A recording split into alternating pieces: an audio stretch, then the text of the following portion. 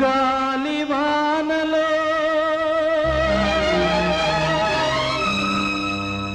వాన నీటిలో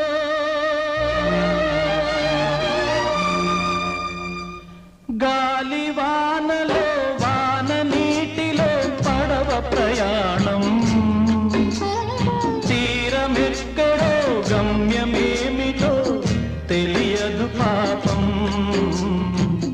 తెలియదు పాపం గాలివానలో వాన నీటిలో పడవ ప్రయాణం తీరమెక్కడో గమ్యమేమిటో తెలియదు పాపం